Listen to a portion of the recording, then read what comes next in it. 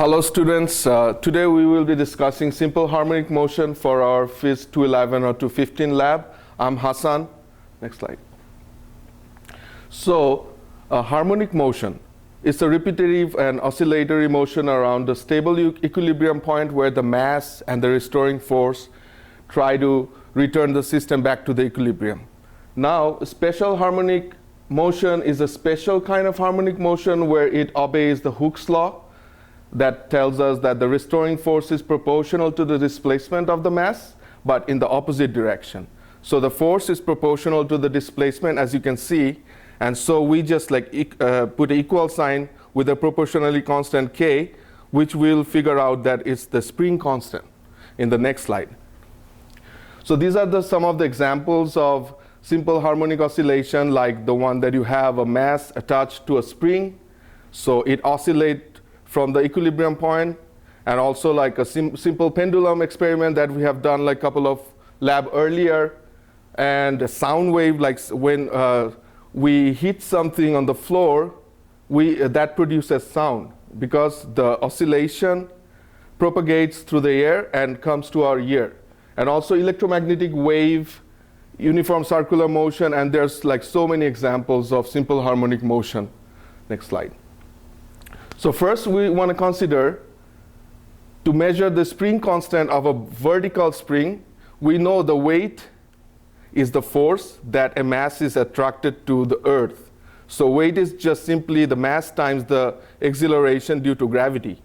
So we have a vertical spring here, and when we attach a mass to the spring, it gets stretched. So depending on like the different masses we attach to the spring, the displacement is different. So as we know from Hooke's law, the displacement should be proportional to the force. So we, in the next step, like we make a graph where extension is plotted against the weight, and to some extent it's a straight line. But beyond that amount of force, it doesn't stay a straight line anymore. So we will be only working on this part of the curve. So basically, we have to measure the slope of the force versus displacement curve, which will give us the spring constant, which is defined as the change in force divided by the change in displacement. So we will determine the slope, and that will give us the spring constant, which measures the stiffness of the spring. So higher the value of the k is, the more force we will need to set a specific amount of stretch in the spring. So next, we will study two springs attached to a cart. We can see a cart that can move along this track, and is attached to two springs. So let's suppose, like first we move the cart to our right. So what will happen? So this spring will get stretched, and the restoring force will be on the other direction. And also this string will be elongated, and the restoring force will be along the same direction. So the cart will tend to move towards its left. But when it moves to the left, it will stretch the second spring and elongate the first spring. So it again will move to the right, and that will set an oscillatory motion along the system. So let's assume the spring constants of the two separate springs are K1 and K2. So we would like to know how the effective spring constant K of the two spring system is related to K1 and K2. And we should figure out that the effective spring constant is just the sum of the individual spring constant of the two springs. So for this, we have to measure the force for different displacement, like 5, 10, 15, or 20 centimeter from the equilibrium position, and we have to plot a force versus displacement graph. And the slope will give us the effective spring constant, as like the couple of slides before. And another property of simple harmonic oscillation is that it can be graphed as sine or cosine waves. So we can see some sine or cosine waves here, but there's some difference between these two plots. So the first one is the displacement versus distance.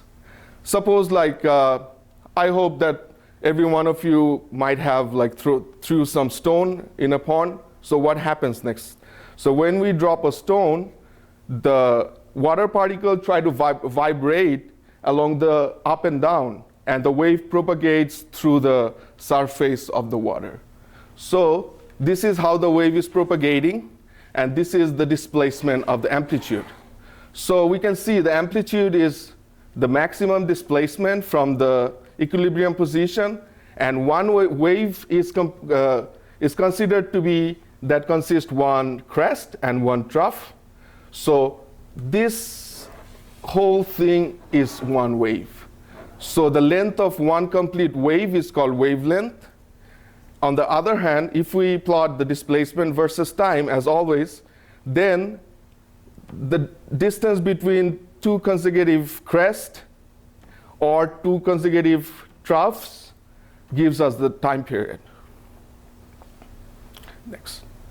So time period is just the time it takes for one complete oscillation or one cycle. So the time period doesn't depend on amplitude in normal cases. And according to Newton's second law, we can derive an expression for a time period for a spring, which depends on the mass and the spring constant. So we can see that if we increase the mass by 4 times, the time period increases 2 times. I mean, it gets doubled. And if we increase the spring constant K, it gets halved. So we might be interested to describe some other quantities, important definitions. So we know that amplitude is the maximum displacement from the equilibrium position. Frequency is the number of completed oscillation in 1 second. So if one oscillation takes time of t, which is the time period, then the frequency is just the inverse of time period. And wavelength, as we have seen, is the length of one complete oscillation. So it's basically the distance between two consecutive peaks, troughs, or 0 points. So, and the wave velocity depends on the wavelength and frequency, both of it. Because we know the velocity is defined by distance over time, and we know 1 over time is our frequency from here. So if we put this in our equation, we get the velocity to be frequency times wavelength. So now we are ready to describe the oscillatory motion in the two-spring system we have. So if we have started it from say 10 centimeter and it oscillates, so we should be able to generate like graphs like this in our experimental software called simple harmonic oscillation. And also that will be able to plot the velocity for the corresponding distance versus time curve.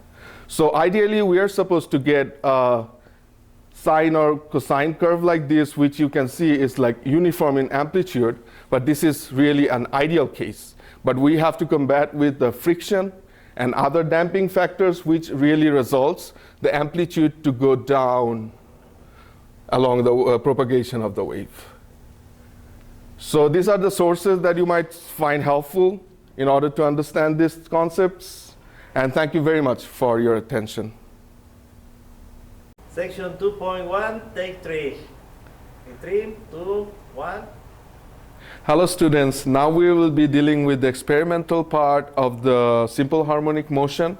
So we have a vertical spring here and a scale attached to it, and we will try to find the spring constant of this vertical spring.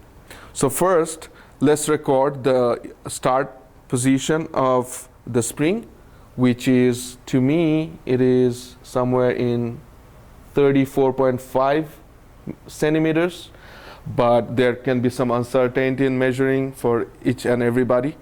So we have two mass here. This one is 0.5 kilogram, and this one is 1 kilogram. And as you know, if we attach it to the spring, the weight is the mass times the acceleration due to gravity. So first, I'll try to attach the 0.5 kilogram mass to the end of the spring and try to record the end position of the spring. So to me, it is 49 centimeters. And the next step, I'll try to put this 1 kilogram weight instead of this 0.5 kilogram and try to record the stretch of the spring. So the end position for the 1 kilogram mass, to me it's little more than 63 centimeters. And for the next step, I'll combine this 1 kilogram mass to the 0.5 kilogram mass that will combine to 1.5 kilogram and attach to the spring. And just as usual, try to record the end position of the spring. So to me, it is somewhere near 77 centimeters for the 1.5 kilogram. So now the next step will be to find the stretch of the spring, which is just the difference between the spring's start position and the end position. So next step is to plot a force versus stretch in spring, and then the slope from the curve should give us the spring constant. As we know that the vertical spring follows the Hooke's law, so we are supposed to get a straight line for the force versus stretch graph. And the slope will give us the stiffness of this spring. Thank you.